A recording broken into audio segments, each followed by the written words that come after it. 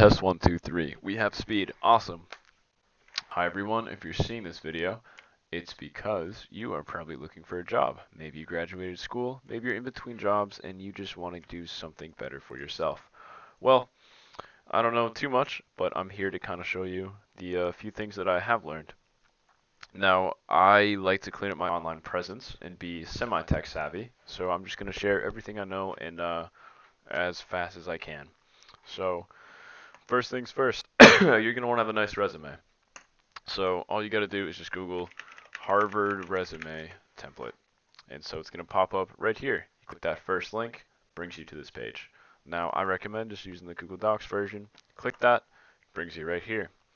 Now there's a few things to take a look at. If you notice, the font is actually very friendly, bubbly font. That's something important. I believe they use Nunito, which is correct. So first name, last name, right here is something that a lot of people I would recommend that they don't do. A LinkedIn URL is very, very helpful. It doesn't have to be scary. You don't even have to be that active or professional. But let me just pull up a LinkedIn account right here. Now we're definitely going to go back to this, but all you really need is just to have something that has your face on it, and you have done 90% of the work. You don't need a professional photo. I was actually drinking at a 4th of July party, and I asked my friend to take a photo of me before I really enjoyed the night, so I threw on this sash. It looks like it's graduation day, and you can actually hit a button to add open to work, and boom, that's my current role. You can just connect to any mutual friends, and it's a great way to look at jobs. But going back, when someone's hiring, they look at resumes in mostly like an F shape. I know it's a bit hard to describe here, so just take a look at the cursor, but they do eye tracking, and so they found that right here is the hot spot. So they'll look at your name, and then they really just look down the left column. Maybe at your first job, they take a glance over here, but all of this area is really empty space. So my old resume, although good, way, way too many words. And I tried to make sure every single word was important, but honestly, it doesn't matter. You want to keep your resume just one page. So I combined this template with this, and here we have the new resume. As you can see, it's a lot easier to read, and I took a notice of the heat map. So instead of just stacking everything here, I spread it out a little bit. Things that I don't care about too much, like the Future Business Leaders of America. It's a fun club, but I'm not that active in it.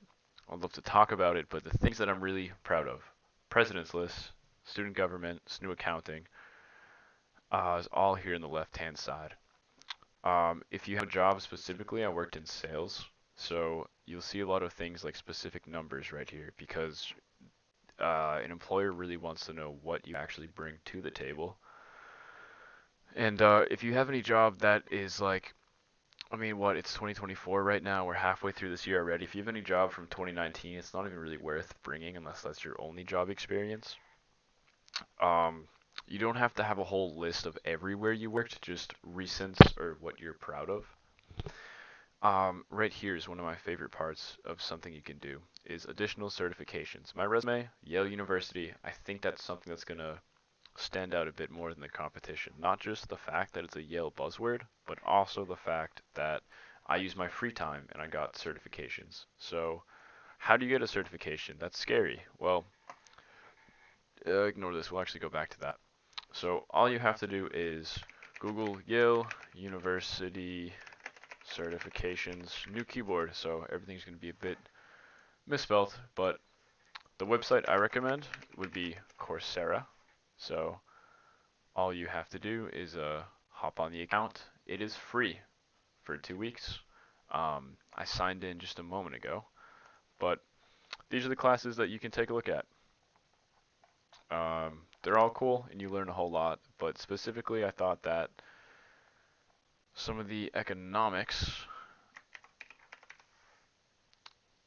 let's see, narrative economics, awesome. You would just click this,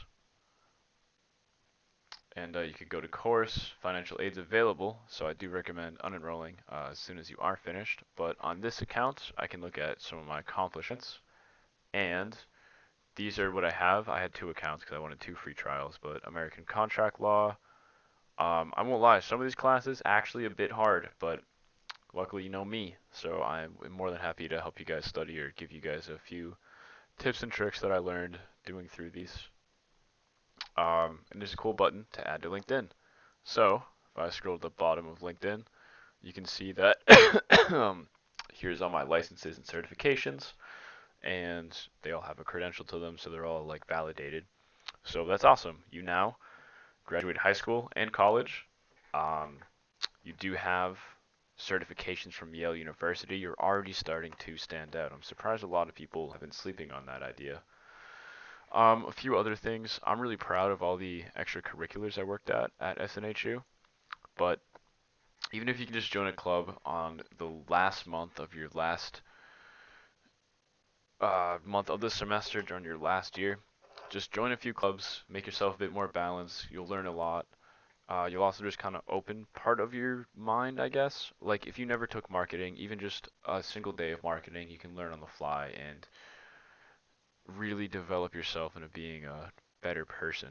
Um, but back to the resume. Technical abilities, being proficient in Microsoft Excel, PowerPoint is awesome. So that's something I recommend. Now, interest 50-50, I could always do without, but just for early stages of interviewing, it's just good for them to be like, oh wow, team sports. I like sports. You like sports? Awesome. It's a nice way to just talk to someone. Team sports show that you're good at working as a team. And who knows who you're talking to. See, I enjoy bread baking. I think that's cool. And for all I know, someone also enjoys bread baking. Or maybe they could ask me that and we could just talk and bond about food. Just about anything, but this is 50-50. You could really do without that.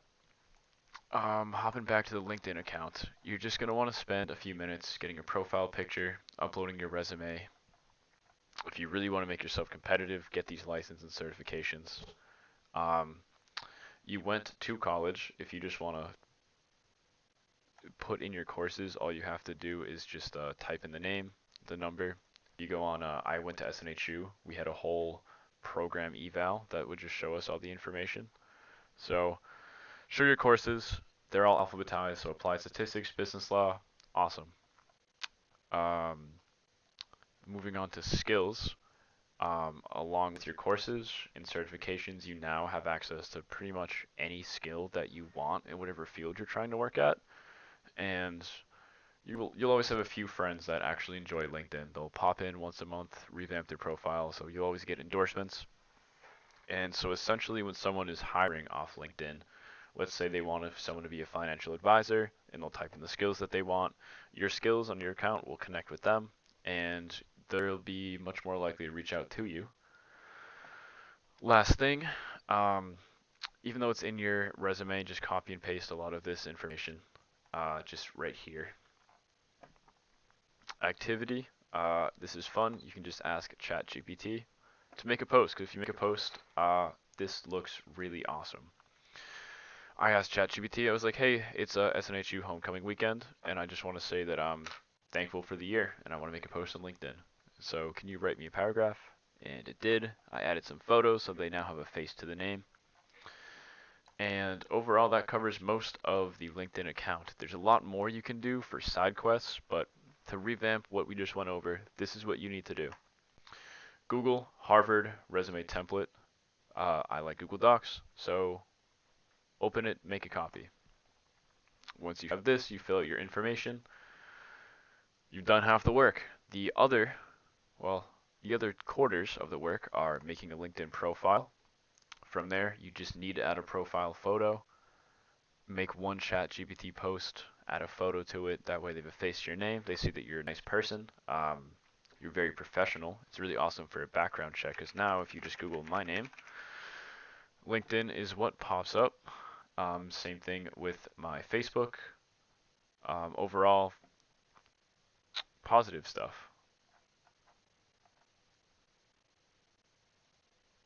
But nonetheless, the other half, if you want to do some online courses for free, it's really awesome. These are verified.